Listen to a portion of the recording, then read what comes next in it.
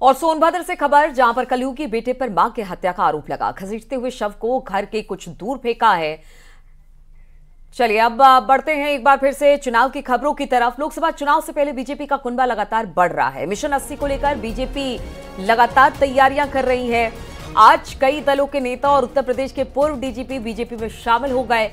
BSP नेता धनवीर चौधरी ने आज बीजेपी का दामन थाम लिया। उत्तर प्रदेश के पूर्व डीजीपी विजय कुमार अपनी पत्नी अनुपमा के साथ आज बीजेपी में शामिल हो गए। उत्तर प्रदेश के डिप्टी सीएम ब्रजेश पाठक ने सबको बीजेपी की सदस्यता दिलाई। अपने संबोधन में ब्रजेश पाठक ने कहा कि प्रधानमंत्री मोदी के मार्गदर्शन में काम हो रहा है। हर बूथ पर 370 वोट बढ़ाना है। पूर्व डीजीपी विजय कुमार ने कहा कि बीजेपी के शासन ने कानून व्यवस्था बेहतर हुई है, साथ ही तेजी से विकास भी हो रहा है और हमारी आज बीजेपी को ज्वाइन करने के पीछे यही वजह है।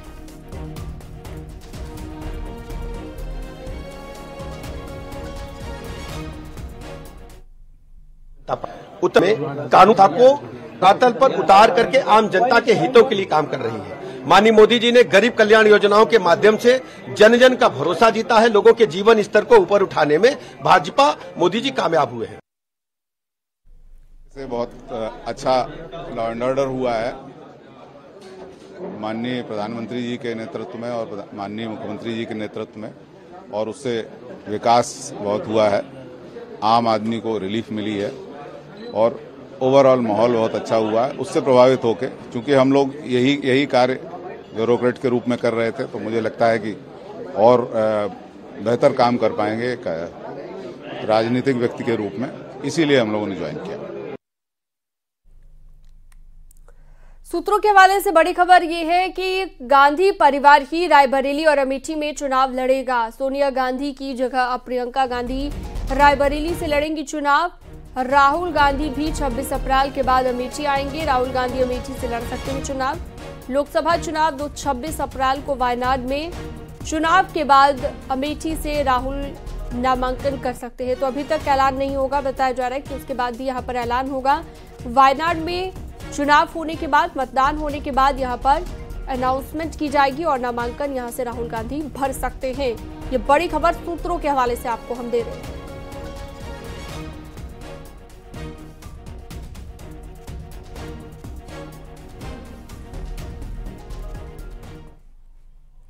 और नवरात्रि से उत्तर प्रदेश में इंडिया अलायंस ताकत झुकेगा। राहुल, प्रियंका और अखिलेश एक साथ मंच पर दिखाई देंगे। सहारनपुर में प्रियंका और अखिलेश की रैली होनी है। मुरादाबाद और अमरोहा में भी एक ही दिन में रैली पर विचार किया जा रहा है। यहां राहुल, अखिलेश और खड़गे जनसभा को संबोधित करेंगे। वहीं नवरात्रि में ही उत्तराखंड में भी राहुल, प्रियंका और खड़गे की रैली पर विचार चल रहा है। चरणवार जनसभाओं का तय किया जा रहा है, नेताओं का शेड्यूल तय किया जा रहा है। नवरात्रि से चुनावी अभियान तेज करने की बात सामने आ रही है।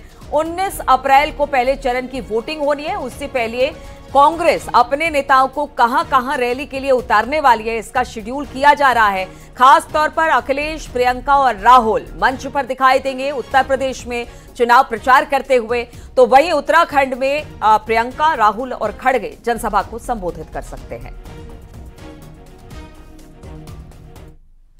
इंडिया गठबंधन पूरी मजबूती से चुनाव लड़ रहा है। प्रथम चरण के चुनाव में हमारे नेता, जनप्रिय नेता श्री राहुल गांधी जी की सभाएं समाजवादी पार्टी के जो प्रत्याशी इंडिया गठबंधन कोटे के उन्होंने मांगी हैं, कांग्रेस के जो प्रत्याशी उन्होंने मांगी है, हमारे राष्ट्रीय अध्यक्ष मल्लिकार्जुन खड़गे जी की सभाओं को मांगा है, श्रीमती प्रियंका गांधी जी की और श्री अखिलेश यादव जी। उसके साथ साथ में सचिन पायलट जी की सभाओं को मांगा गया है, तो श्री राज बब्बर जी की सभाओं को मांगा है। हमने सभी सूचनाओं को एकत्रित कर जो हमारा सेंट्रल वार रूम है वहां पर हमने उसे भेज दिया है और वहां से जैसा जो शेड्यूल तय होगा उस हिसाब से आगे की जो सभाएं हैं वो होंगी।